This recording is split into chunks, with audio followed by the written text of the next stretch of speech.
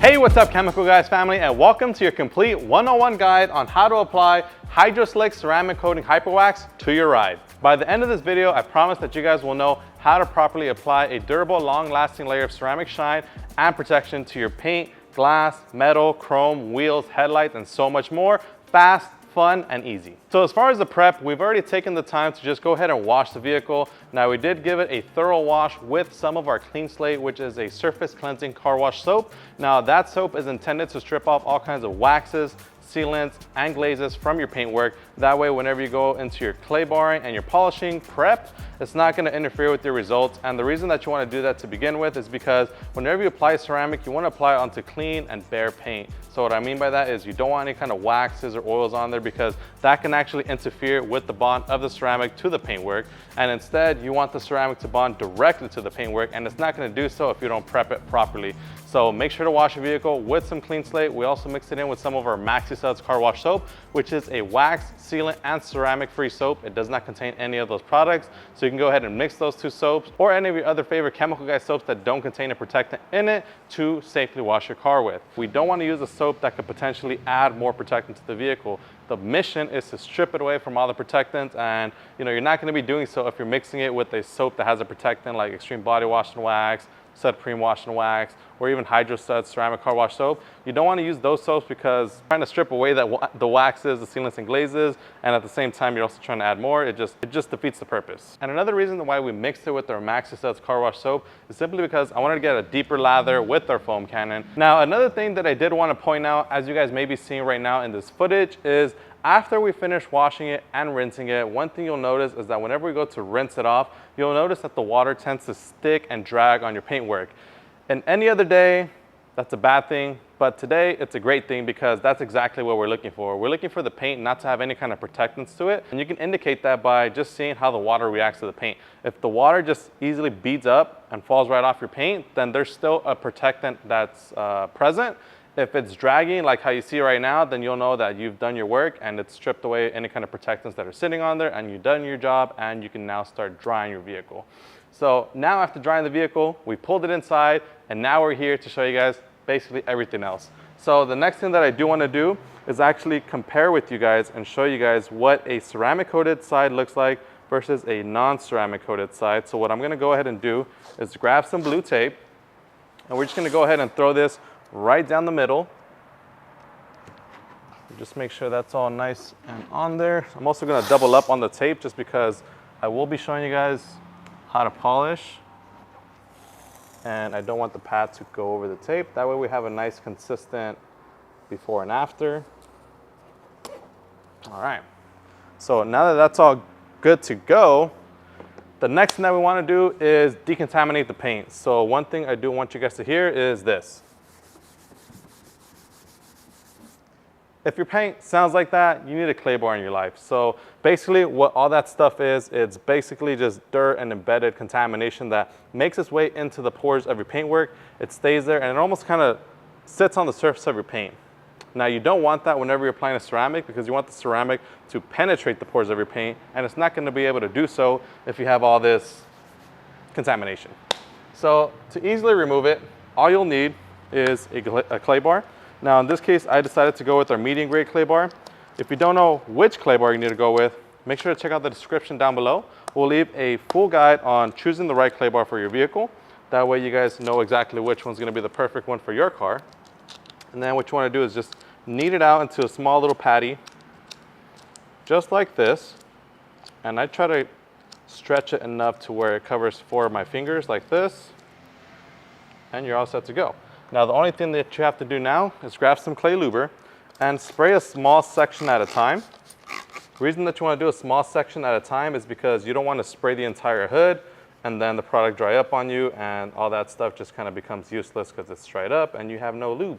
So the next thing that you want to do is simply glide your clay bar left and right. Now I'm going to be quiet for just a quick second here because I want to show you guys what this is going to sound to you guys as you're doing it. So you'll notice that it becomes rough. Well, sorry, it sounds rough when you first start, and then it gradually just becomes like no noise at all. So let me just shut up.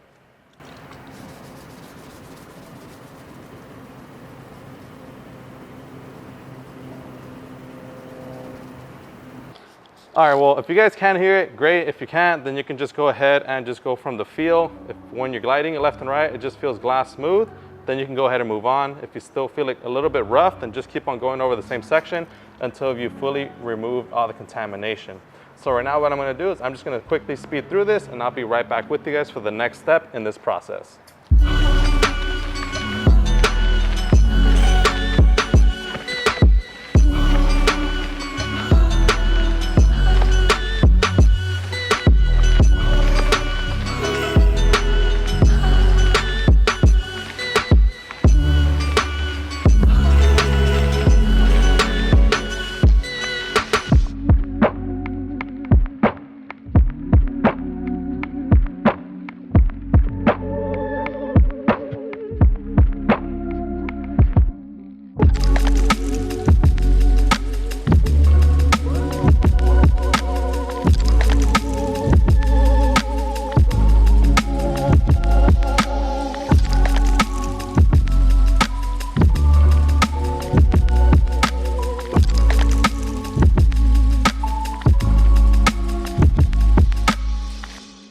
All right guys, so we just finished wiping off the residue. Now we're gonna go ahead and proceed to the polishing step. Whenever you apply ceramic, you're basically kind of creating a secondary layer of, I don't wanna call it clear coat, but almost a layer of clear coat on top of your paintwork. So what that means is it creates a shield over your paintwork and it's gonna lock in whatever's underneath. And if you have scratches and swirls underneath, go figure, you're gonna lock in all those scratches, swirl marks. Ceramic is designed to amplify the shine and reflection of your paintwork. So you definitely don't wanna have scratches and swirls before applying it. That's why we highly recommend that you polish your surface before you apply your ceramic. You can get away with applying it without polishing, but like I said, you're better off just polishing it now and just getting a lot better result, especially when you're already taking the time and effort to ceramic coat your vehicle. You may as well do it the correct way. So right now, I'm not gonna do anything fancy. I have my Torque 15DA, orange Hex Logic cutting pad, and some VSS scratch and swirl remover. This is a one-step scratch and swirl remover, so it cuts as a compound and it finishes as a polish. So it's gonna be the perfect one-step solution to get rid of basically 90% of the scratches and swirls that you see here. And if we need to, we may follow it up with a finer polish just to ensure that 100% crystal clarity. But I'm gonna go ahead and give this one pass first, and then I'll come right back with you guys to inspect the paint and see whether or not we need to do anything else, and we can probably just go straight into applying HydroSlick. And if you guys would like to learn more about how to use a polisher and how to polish your paint, make sure to check out the description down below. We'll leave all the links relevant to anything that you need to know, especially as far as like clay barring and polishing in the description down below.